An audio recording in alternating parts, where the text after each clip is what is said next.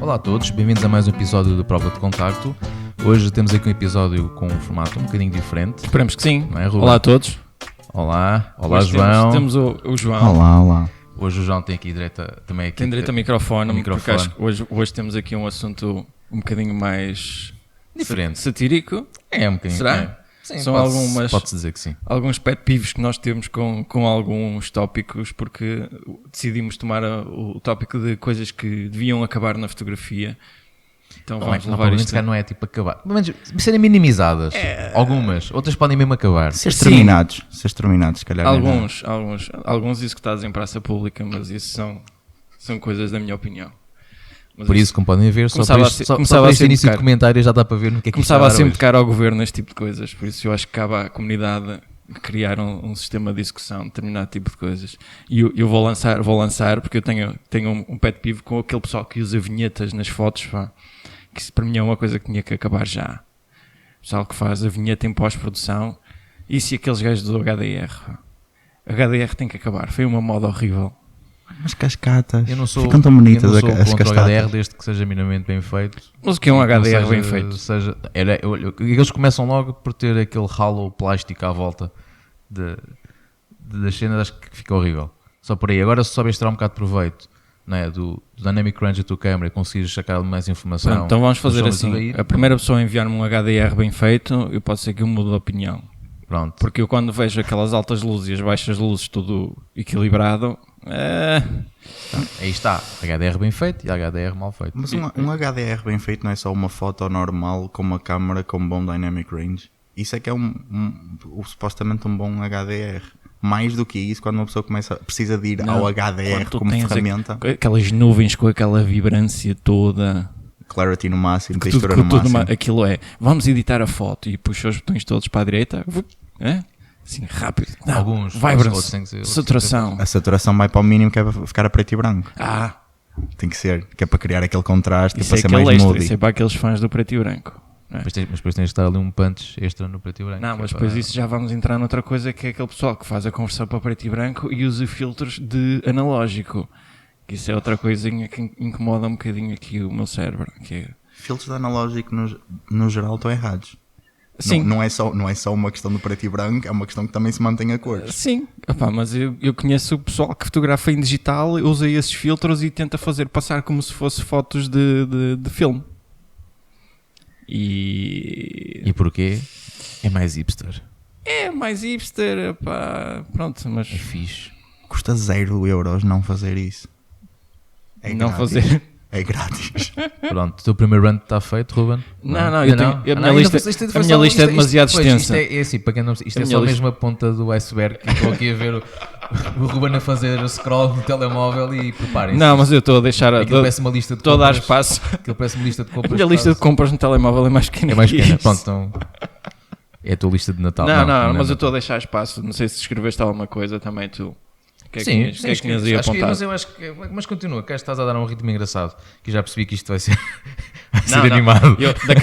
Por exemplo, aquelas frases que há sempre alguém que chega à minha beira, não sei se já aconteceu a vocês, que é pá, isso é uma grande câmara, isso deve fazer grandes fotos. Essas Sim, coisas. isso era por acaso era um dos tópicos que eu tinha aqui, que era realmente a as minha câmaras. resposta base o Mozart também só era bom porque tinha um bom piano, não era por mais nada. Não era Um bom mais- cozinheiro só é bom cozinheiro porque tem um bom forno Boas facas, e boas facas. claro. E O não resto- tem o ponta resto- dos dedos. o resto Sabes não- que é um bom cozinheiro que não tem o ponta resto- dos dedos. O resto não interessa. Não. Mas sim, uma das coisas que eu também tinha era essa imagem que as pessoas têm de se tiveres uma câmara grande, com uma grande objetiva, que o gajo é assim mega profissional e deve tirar fotos espetaculares. Epá, mas não é. Mas eu fiquei sempre na ideia que para ser um bom que fotógrafo tem que ser uma boa objetiva. Mas estatisticamente Estatística. há ali alguma verdade. Se tiveres uma câmera muito melhor, com muito mais qualidade de imagem, tu consegues captar muito mais coisas e depois se calhar salvar com crops e fazer alguma coisa do meio. Portanto, se uma pessoa, mesmo que a abordagem inicialmente esteja completamente errada, se tu estiveres a tentar tirar uma foto tipo com massa elevada, estás a tirar a imenso espaço, de certeza que encontras ali algum detalhe que dê uma foto decente. Então, o melhor fotógrafo do mundo é o gajo que gera o Hubble. Sim, Ok. É só para termos a certeza. de longe. É alguém na NASA, na NASA que faz. literalmente de longe. De longe. Isto é no bubble. É literalmente de longe. Portanto, como podem ver, esta conversa, isto já dá pano para mangas. Sim, não, mas ainda agarrando um bocadinho, não estavas a dizer, relativamente aqui à parte do tamanho, etc. Tem a ver também com aquela ideia que as pessoas têm de ter a câmara topo de gama, nova, que acabou de sair, que faz de uma pessoa um melhor fotógrafo. Sim, mas isso é, pá, as pessoas vão Pode muito ajudar, atrás sim, daquilo pode que os ajudar. profissionais usam e Se calhar querem... pode ajudar a obter os resultados que pretendes, mas para isso tens de também ter, tens de ter unhas para aquilo. Não é? Porque adianta é a mesma coisa que uma pessoa acaba de tirar a carta e olha, toma lá as chaves de um Ferrari e vai a tua vidinha e o gajo espeta-se na primeira curva que aparece. Mas esse do carro é um bom exemplo, porque isso das câmaras é quase como jogar em modo de dificuldade diferente. Se tiveres uma câmara que faz as medições todas direitas, que tem todas as features possíveis, é mais fácil tirares uma boa foto do que se estiveres a trabalhar numa câmara que não tem ajuda nenhuma. E a mesma coisa acontece com o carro. Se estiveres a pegar num carro com a gasóleo que pega facilmente, conduz mais facilmente do que se estiveres a pegar num carro com as mudanças todas complicadas.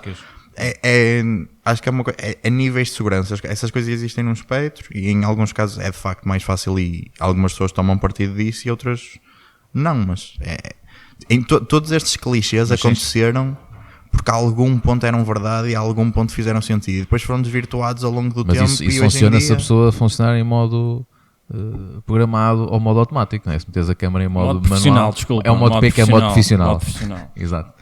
Mesmo em modo manual pode acontecer. Se estiveres a tirar uma foto com uma câmera com um dynamic range muito maior, que permite ir buscar muito mais sombras e muito mais highlights, tu só pelo facto de teres uma câmera melhor, se calhar já nem precisas fazer a medição para teres uma foto melhor do que Mas normalmente se calhar uma farias. pessoa que não sabe muito, nem sequer sabe o que é um highlight, nem sabe o que é um dynamic Sim. range. Não é? Portanto, eu acho que as câmaras ajudam para a finalidade em que tu também pretendas. Não é? Por exemplo, se tens alguém que gosta de fotografar, sei lá, por exemplo, desportos motorizados. Só para lá com uma compacta, só dificilmente vai ter os resultados que deseja porque aquilo não tem velocidade suficiente. É óbvio que há coisas que muitas vezes o equipamento limitam-nos. Agora, há muitas pessoas que têm aquela ideia de eu quero comprar uma câmera, não, vou comprar uma topo de gama que já sei que vou tirar grandes fotos com aquilo. Se o gajo não tiver Eu acho para que isso aquilo, nota-se mais nas pessoas que estão nos cursos, que apostam em equipamento um bocadinho acima daquilo que necessitam naquela altura e depois não sabem tirar o devido e depois ainda não rendimento sabem tirar o devido da câmera uso que tem. delas, sim. Estamos a ficar muito sérios. Estamos? Demasiado Mas isto, sérios. Deixa-me vir à minha lista. Então vá, Ruben, força aí. Vá lá. É a face mais de produção. Nós estamos a ficar muito sérios e estávamos a fazer pontos demasiado válidos. Pronto, então já que estamos em coisas extensas, eu tenho aqui outro apontamento, que é aquele tipo de fotógrafo que faz memórias descritivas muito extensas para justificar um trabalho. E o João está aqui já a olhar de lado para mim, porque já tivemos este debate 1 milhão de vezes e para o bem da sanidade de toda a gente que nos está a Mas ouvir. tivemos esse debate, mas nunca foi gravado. Sim, mas é melhor não. E também não vai ser hoje, porque só estávamos aqui. De durar ad eternum. Mas isso era 30 minutos Só disso. só disso várias vezes. E versão resumida. Para ser 30 minutos era versão resumida. Sim. Não, mas eu acho que a grande parte do debate acaba por passar sempre pela questão das pessoas fazerem imagens que normalmente, não estou a dizer que são todas, são um bocadinho subpar, na minha opinião, e depois usam o texto para fundamentar aquilo que lá está. E muitas das vezes nem sequer bate certo uma coisa com a outra. E eu acho que é capaz de, se calhar, um dos pontos em que a gente concorda é que esta gente usa muito o texto para justificar o trabalho que lá está, que é muitas vezes de baixa qualidade.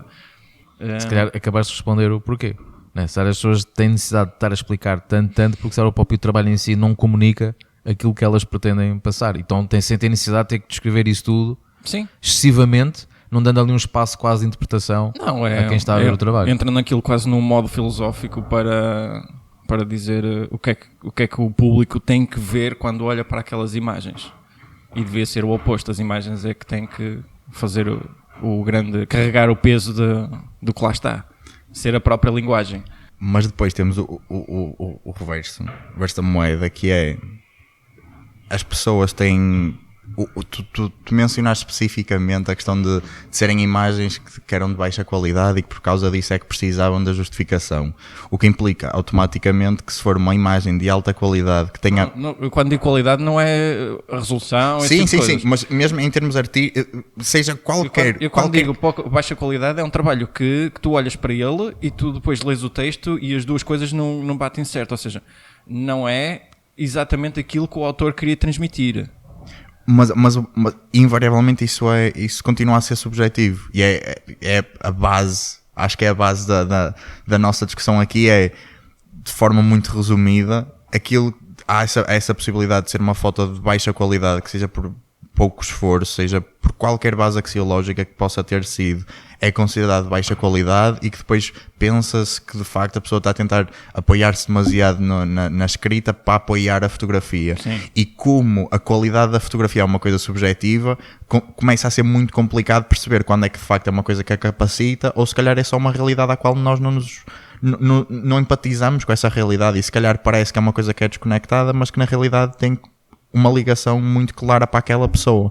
E por causa disso é que essa é uma discussão que é sempre muito, muito volátil, e é sempre um limbo nessa... Sim, porque eu acho que constantemente, cada vez que leio uma sinopse destas, estão naquele, o autor entra em modo bullshit, e eu tenho que comer aquilo às pasadas para compreender aquilo que ele me está a dizer. Tipo aquela exposição daquele fotógrafo italiano, sem mencionar nomes. Sim, não. Por exemplo. Sim, mas eu posso falar daquela fantástica que eu vi aqui no Porto, que eram 3 fotos de bacias de água que estavam encostadas a um canto, e que alguém decidiu escrever 2 folhas A4 para justificar aquilo, que eram bacias pousadas num canto molhadas. Mas estava a dizer que era a parede estava a pingar água e que... Atenção, Não atenção. sei o que estás a falar, não sei que só eram essas. Uma discussão muito importante. Molhadas, se as bacias tinham água, não estavam molhadas. O oceano não é molhado. Vamos ter que ter essa discussão agora? Não vamos. Não vai ser agora, não vamos. João. Fica para a temporada 15, quando a gente lá chegar. Quando tivermos um sponsor que envolva álcool acima de 20 graus, para conseguirmos ter algo com resultado satisfatório para o público. Não sei, tinhas mais alguma coisa, João?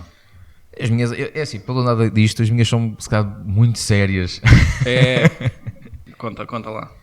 Não, olha, tenho aqui uma que me faz um bocado de espécie, porque é uma área que me diz bastante, que é sendo a fotografia dos concertos, mas também como público do concerto. Todos nós, aqui estamos, é impossível uma pessoa ir a um concerto hoje em dia que não haja telemóveis no ar.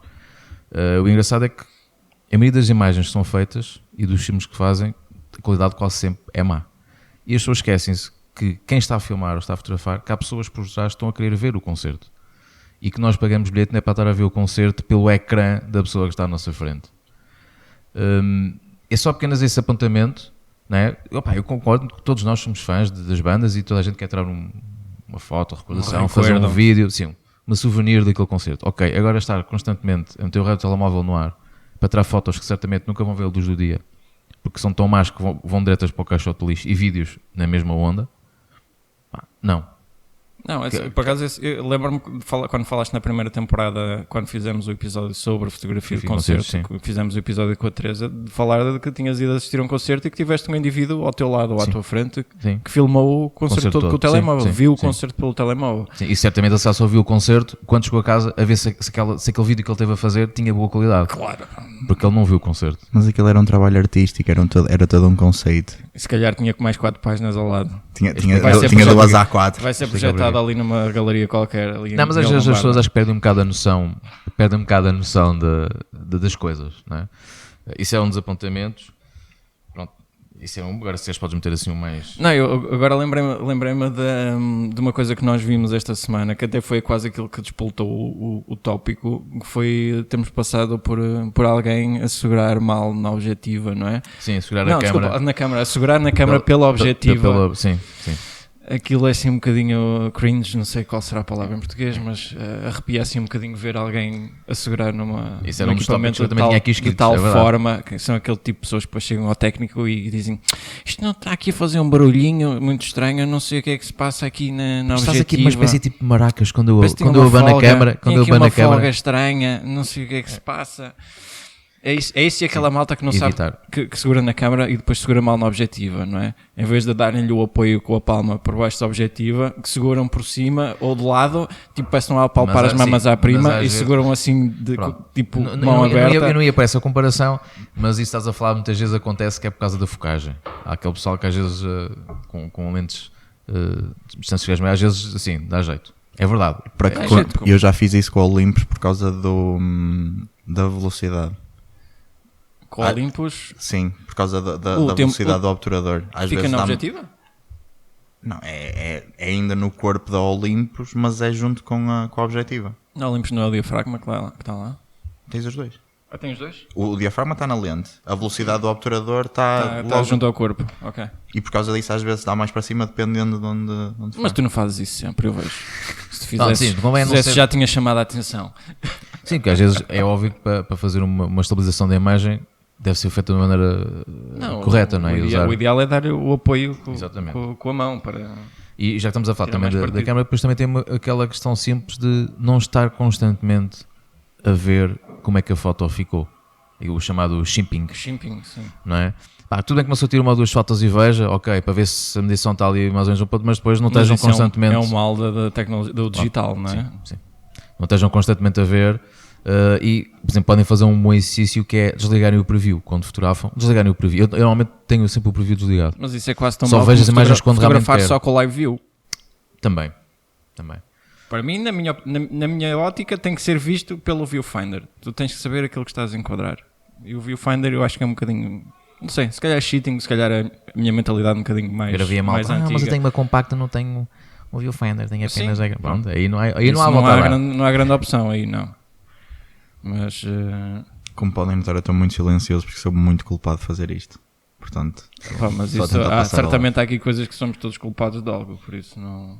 Sim, e são coisas que nós cá vamos com o tempo, vamos percebendo, epá, realmente eu fazia aquilo, não é? Não, também estamos aqui a levar a coisa muito na brincadeira, porque certamente há aqui coisas que todos já fizemos e quando foi a cena dos HDRs eu também experimentei HDRs, pronto, eu admito, pronto. Shame, Mas shame. foi antes de vir para o curso, foi antes de vir para o shame. curso, eu não sabia o que é que fazia e Pois é, por isso é que é importante às vezes vir para os cursos de fotografia, que é para pelo menos... Há pessoas que não concordam com isso, mas isso era para outra conversa. Isso é para outro episódio. Opá, não sei, há outra coisa que é aquela malta que vai para as exposições e que leva sempre as câmaras com eles para fazer o flexing nas galerias. Para dizer, olhem a minha câmara. É. Eu tenho uma câmara com uma objetiva grande. tendo em conta que isto é só áudio, só relembrar que o Ruben está a fazer peito Sim, e tá. a fazer como se estivesse literalmente a fazer flexing. Se calhar é importante, tendo em conta que ainda não temos vídeo. Há que descrever a situação. É importante. Mas será por causa de vezes de figuras destas que a gente fica a pensar, será que a gente quer ter vídeo? Para ver o Ruben a fazer flexing? Não sei. Nós até Não podemos sei. achar boa Levanta-me ideia, algumas mas dúvidas. não é? Depende. Não, isso é a mesma coisa, aquela malta também está sempre com o flash montado na câmara. Sim. Então nos concertos é tão giro. Flash nos Espetacular. fla- É espetacular. a não ser que seja num estúdio de flash, é uma coisa que a mim mete um bocado de impressão. Mas isso não acho que seja que se inclua necessariamente no tema 2. Não, Acho que é uma coisa não. que é justa. É isso, a questão do flash é só preferência pessoal mesmo. Mas sem sem preferência pessoal, eu já vi em pleno agosto, no dia mais quente do ano, o pessoal com o flash montado na câmara e... É para dar aquela Mas há luzinha sim- de mas- preenchimento. Mas há formas em que isso seja possível. Mas eu duvido que o turista comum que anda com uma 7D Mark XPTO e com um não speedlight falas mal da 7D 508. Mark II. Pronto, uma Da Mark 6D... I podes falar, que é também que eu não uso. Agora do Mark II, que é que o João Pronto, usa, não falo, a está bem? 6D Que ele já Mark está aqui, já II. fica aqui com os pelos eriçados. Pronto, uma Nikon, qualquer coisa... E isso fala mal da Nikon. E pronto, já vamos receber aí não sei quantos comentários da malta Nikon, Estás a falar Nikon, da estamos a Nikon. brincar, Sim. patrocinem-nos. Nikon. Não. A gente precisa de um referral da Nikon para 10% de descontos. Será que a Prozis alinha nestas coisas? Não. Prova de contacto 10. Somos atletas de alta competição. Pá. Sim, para o peso que a gente carrega às vezes é. Então, Olha que- só em fotografia de rua, pô, aquilo que um gajo caminha, pá, é quase como um atleta de alta competição. É quase meia maratona. É que já que falamos em flash, é daquelas coisas que eu também gosto, que é ver pessoal a fotografar paisagens de flash, que também é sempre assim, aquelas coisas. É uma cena artística, Ruben. A sério. Não, é quando eles me estão a contar e o pop-up salta, quase que levam com aquilo nos olhos às vezes. Isso para mim é o melhor continua a ser quando o pessoal faz isso com o telemóvel. Acho que há Dispara poucas, sem querer. há poucas coisas para mim que são tão engraçadas no universo como alguém que está a tentar tirar uma foto de forma relativamente escondida dispara o e dá flash. No cinema, Ou então- por exemplo, eu pessoalmente é das coisas que me dá mais alegria. Nos concertos também. Também não reparaste, às vezes nos concertos. Claro, O pessoal nos concertos é um está para aí clássico. uns 20 metros do palco. e quer tirar uma fotografia do palco e que ele dispara o flash, que vão pensar, é mesmo com esta luz do meu flash que eu vou ficar com a foto bem iluminada, que vai ficar aqui a ver. Não quer dizer que eles vão iluminar, é a careca do gajo que está à frente deles. Adoro. Mais nada. Adoro. Mas pronto, a malta gosta. É um conceito, é outro conceito. Pois, mais uma vez é um nós conceito. não temos Nós é que não essa percebemos, capacidade. nós é que não temos a sensibilidade artística para respeitar. Não temos a ISO suficiente para perceber isso. Bam! O Robert ficou literalmente aqui com Parece que levei um murro no peito. Não, essas dores é do flexing que andaste a É fazer. do flexing, é verdade. É do Eu flexing. não aqueci a Eu tempo. se calhar agora num tom um bocadinho mais sério também, só para não ser só o, E Chuta. não ser mais só sério. o palhaço. Chuta. No que toca à fotografia de rua em particular, acho que os clichês no geral que existem e a busca do tom quase humorístico é uma das coisas que me deixa um bocado preocupado com o estado da fotografia de rua atual, que é muito pela captura do momento, e esse momento tem sempre uma vertente qualquer engraçada, que é ou por alguém a pegar numa revista e a cara da capa da revista enquadra-se com aquilo, ou é a cabeça de uma pessoa que enquadra-se com o corpo de outra pessoa. Isso para mim já chegou ao ponto que é tão um clichê que eu percebo que se calhar de uma perspectiva quase de fotografia selvagem tem o seu valor, que é, e eu procurei e lutei por encontrar aquela foto durante imenso tempo, mas que hoje em dia já me custa um bocado de valorizar, porque vejo tanto disso. Mas já foi tudo feito. Acho que é mais por aí, que é aquela de banalização um bocado da imagem, não tens aquele wow effect, né? Porque se calhar há 30, 40 anos muita da boa fotografia de rua, muitas referências que tínhamos são fotos desse género. O gajo esteve mesmo ali um tempo à espera que esse tal jornal encaixasse, que a capa encaixasse, não sei. E hoje em dia, como já foi tudo visto, tipo, ok, é mais uma. Depende muito da escola em que o fotógrafo está a trabalhar. Se for um estilo mais na onda humorística, acredito que sim, que já tem Eu acho uma certa piada, eu por acaso acho uma certa piada nesse contexto. Há coisas que já foram batidas e depois tem a ver com o tipo de composição. Há malta que se dedica só a um estilo de fotografia que só de justa posição, que é muito onde acontece isto que acabaste de escrever. Mas acho que é quase como se a fotografia de rua tivesse estagnado na história. E estagnou. Não, sem dúvida. Hoje em dia eu acho que há muito pouca gente que está a conseguir fazer algum tipo de inovação. E não é uma área fácil onde tu consigas fazer isso. Verdade. E agora isto ficou aqui bastante sério. Não, mas agora pode ficar, sim, fica aqui para ficar a dica para um episódio que a gente tenha alguém mais ligado à fotografia de rua, que já estamos mais ou menos orientados para isso. Pode ser um tópico, uma boa. Mas já agora pedimos, malta que esteja aí, que esteja interessado em ver esse podcast sobre a fotografia de rua, deixem aí o vosso feedback, não é? E interesse, a dizer que gostariam, ou até se conhecerem alguém que acham que possa ter um papel ativo daqui numa conversa connosco, estejam à vontade para sugerir, não é? Mas até agarrando no que estavas a dizer aqui dos fotógrafos e algumas influências, que isso também é um aspecto acho que é importante, que é, acho que toda a gente deve ter referências e influências. Não deve simplesmente copiar por copiar. Não só a própria imagem, como muitas vezes, cada vez mais, até o próprio estilo de edição.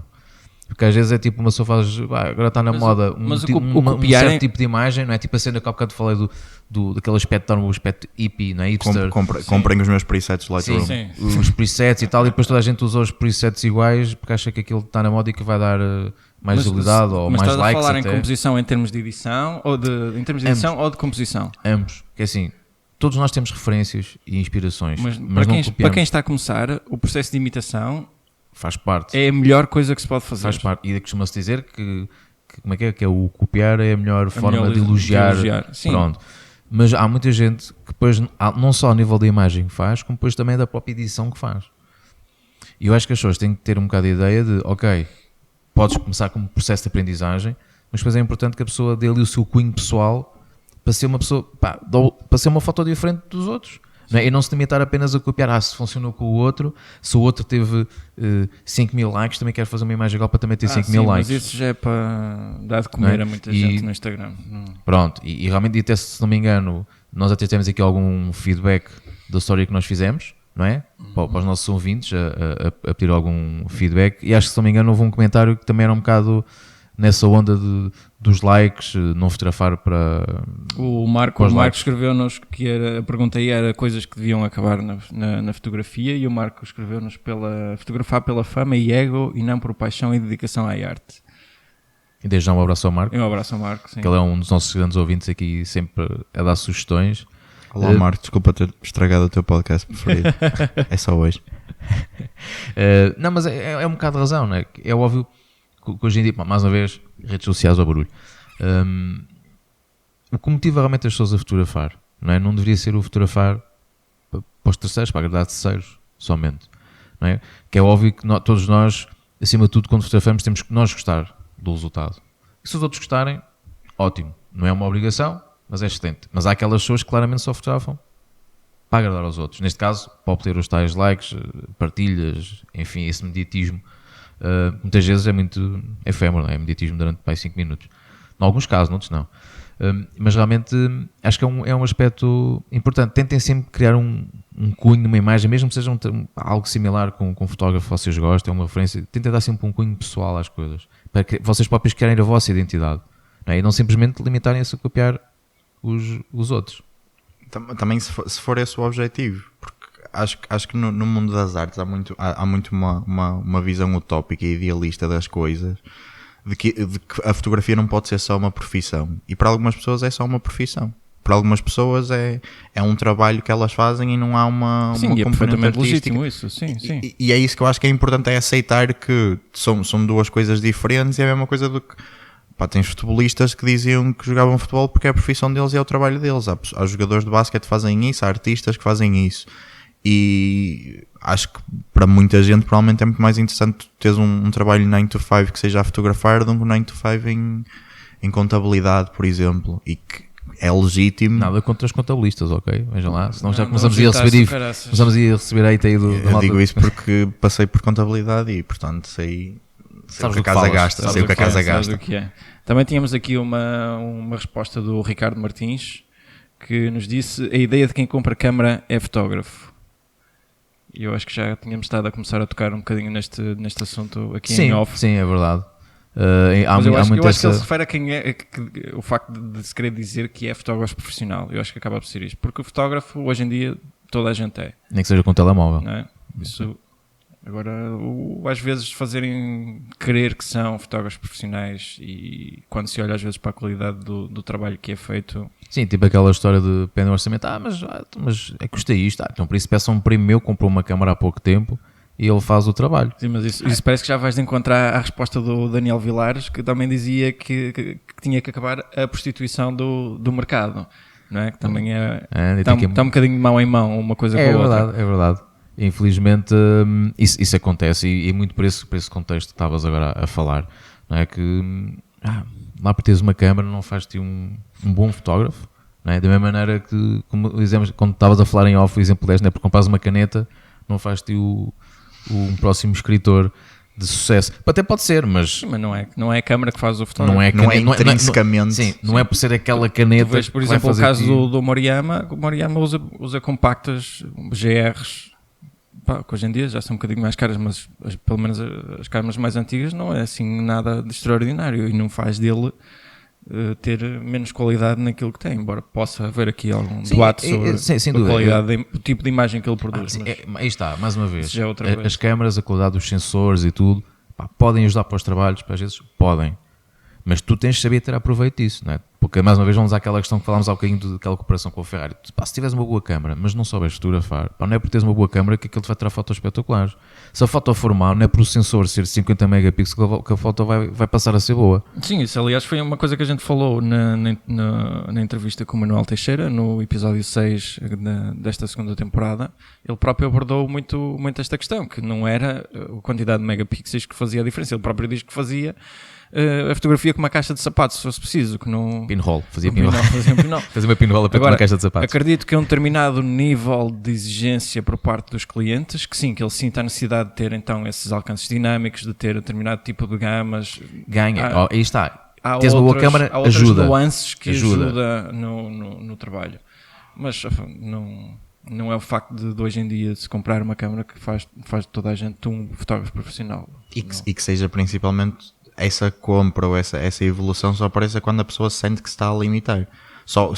Quando a fotografia, que uma pessoa quer fazer uma coisa qualquer que acha que a câmara é que está a impedir. E eu gostava de fazer isto, mas neste momento não consigo fotografar naquelas condições de luz. Ok, se calhar preciso de uma 1.8, se calhar preciso de uma 1.4, ou se calhar preciso Sim, acrescentar algo. uma analógica Sim, com sim. bulb, por exemplo. O que quer que seja, que limite se calhar e fazer esse passo nessa altura. Eu concordo plenamente, que acho que devia ser muito isso, devia fazer com que a pessoa quisesse mudar de equipamento.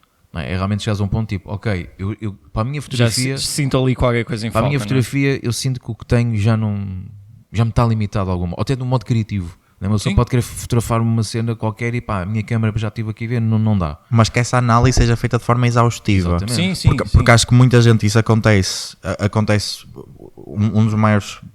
uma das maiores falhas que eu acho essencialmente é a questão, por exemplo, dos kits que normalmente, das lentes de kit que normalmente vêm com as câmaras. Uma pessoa aprende a não se mexer para fotografar coisas, aprende a usar o zoom porque é mais conveniente, e se tiver que usar outra abertura qualquer porque Sim, isso é aquela questão que eu falaste do zoom. Realmente o zoom só é útil quando nós não temos maneira de nos aproximarmos do que queremos fotografar daquela maneira fisicamente. Né? Se nós conseguimos ter o plano que queremos dando 4 passos à frente, é meramente preguiça usar o zoom. mais ou A não menos. ser que possa dizer, pá, não, mas eu se me aproximar a pessoa, né, se calhar, ou até se queres fotografar uma cena qualquer, ou um pássaro, o que é que seja, não posso aproximar, que senão o pássaro voa. Pronto, ok, aí tudo bem. E tens uma Sim, questão, adaptas. e tens a questão da perspectiva também, que muita gente usa teles para depois ficar com a foto muito mais plana, e muito no contexto da fotografia de rua, da justaposição, muita gente usa isso de forma a conseguir tornar a foto mais plana. Mas já o usam com um com uma propósito. finalidade, com um propósito, e não só apenas da questão da preguiça. Não é? Que às vezes também é que a gente sabemos que a gente para fotografar fartamos de andar, não é? Se fôssemos só todos aí a... Mas basicamente foi, em grande parte do podcast falou-se de não seja preguiçoso. A maior parte das coisas passa muito por aí. Aliás, um dos tópicos que eu tinha aqui também, que vai bater exatamente com isso, que era, muitas vezes há pessoas que rapidamente têm, com a possibilidade de ver qual é que é o resultado da foto, né? Fazer a foto, reparem que tem ali um pequeno erro técnico e pensarem, eu pós-produção eu trato disto. Quando às vezes há a possibilidade, e às vezes esquecem-se que se tiverem, porque às vezes aquele momento pode não se repetir mais, mas se puderem repetir, façam-no novamente, tentem fazer a foto para que fique já bem, resolvam esse problema técnico. Sim. Já que há a possibilidade de terem percebido que erraram, tentem logo resolver o problema. Não é? Se fosse com filme, não. Um filme fotografas e depois revela-se e depois não é só questão de ser filme, às vezes até é o próprio momento de ter desaparecido e já não dê para... É isso que eu estou a dizer, se tu estiveres num momento em que possas voltar a replicar novamente a imagem, façam-no, não é? É melhor do que pensarem daquela bengala de depois chego a casa e no Photoshop ou no programa qualquer e edito isto. Tu falei do Photoshop, pode ser outro, mas só tiver a ouvir. Mas isso tu podes fazer a mesma coisa depois com o filme. Não... Sim, mas repara como isso também legitima um bocado aquilo que nós estávamos a falar, de uma pessoa tirar a foto e ver as fotos. De certa maneira, há casos em que isso faz muito sentido, e é quase como todas as coisas que aqui foram ditas, existem num espectro, e há situações em que tem que ser. Isto é como quase qualquer coisa de comida que alguma vez tem dito. Moderação, nestas coisas todas, com moderação. Também estamos a levar isto um bocadinho na brincadeira, não é? Mas há assuntos que têm que ser falados. Há coisas que a gente incomoda às vezes ver, não é? E sei que tens aí na tua lista mais alguns assuntos que incomodam ver, Ruben, diz lá.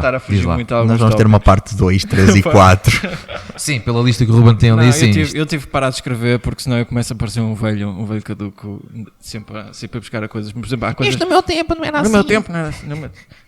Em que tempo? Em 2009. Não, mas por exemplo, uma coisa que eu gostava de ver mais fotógrafos a apostar é, por exemplo, na aquisição de fotolivros, que é uma coisa que eu não sinto que as pessoas investem tanto, ou pelo menos em ver ou em comprar, é educar-se visualmente acho que começa logo por aí, é educar-se visualmente, e depois da maneira como vem a fotografia, passarem sim para os fotolivros, não ser só monitor e ecrãs de telemóvel. Pronto, mas o ponto básico primeiro é educarem-se visualmente, não é? Que acho que isso é importante, que há muita malta que anda por aí a fotografar tudo, que já não tem cultura visual quase nenhuma. E depois isso vai ter um impacto, muitas vezes também nas suas imagens, podiam ter melhorar. Eu fico sempre na dúvida, que a minha grande questão é sempre como é que tu educas visualmente outra pessoa que não tem essa ambição de se tornar um grande fotógrafo, quer meramente fotografar por hobby, porque lhe dá gosto, porque lhe dá um certo prazer. Como é que tu explicas a uma pessoa dessas que há outras maneiras de ver? Ou como é que tu chegas até eles? Bom tópico. está aí um bom Gostei. tópico. Tá, Pronto, sim, fica aqui Gostei, temos que apontar temos que essa. apontar que é para a Fica a gente... própria dica. Hashtag fica a nossa própria dica. nossa própria É dica. isso. Sim, acho que é uma questão pertinente. Isso é verdade. Porque não Eu é- acho que também depende não muito é do interesse da pessoa pessoa. Não é? Porque quem realmente, tu disseste, se já fotografa só porque sim, já não tem, está-se um bocado a marimbar. Agora, quem realmente começa a gostar daquele tipo de fotografia, já vai chegar a um ponto que vai querer saber um bocadinho mais e já vai começar a perceber que poderá haver certamente referências e influências para o seu trabalho e que certamente vão ter impacto no seu trabalho final. Depois de verem fotografias, por exemplo, fotografia de concertos, imaginemos que é...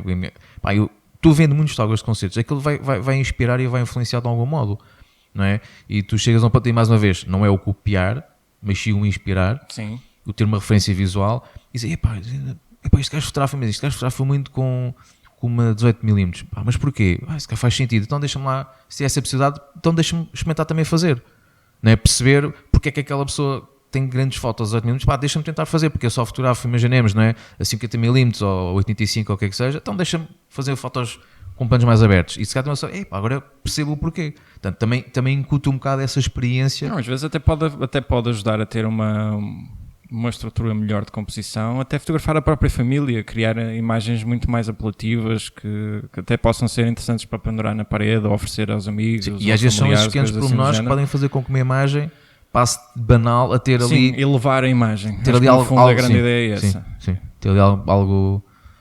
Mas essa questão acaba depois por ter dois pontos. O primeiro é que a cultura visual não passa só e apenas pela fotografia. Certo. Acho que há um grande mundo de fotógrafos, cada vez mais hoje em dia, que são mais influenciados até pela cultura online, por filmes, por cultura visual que não passa tanto por fotolivros, por exemplo. Concordo. Sim, isto acho que o fotolivro foi um exemplo que o Ruben teve, é uma fonte de referência, Sim, de inspiração. falei no fotolivro Né? porque Sim. é uma área que eu aprecio bastante, mas sim, há imensos, Hoje em dia, há imensos né, tópicos malta, nesse. há um consumo muito grande, por exemplo, das séries, até mais do que os filmes, e realmente uma pessoa, se prestar atenção dessa perspectiva de imagem, de iluminação e tudo, pode aprender ali muita coisa. Né? Composição, tem que ter essa sensibilidade e esse gosto para perceber, porque é que os gajos filmaram daquela maneira, porque é que a composição é assim.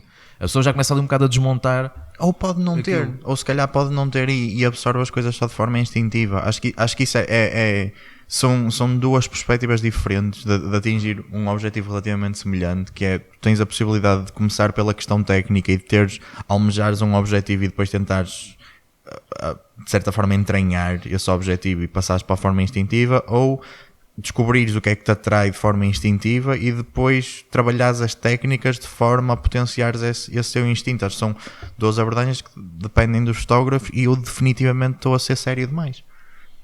Não, eu acho que concordo. E acho que até... Não, mas acho que fica aqui um bom debate para um possível episódio.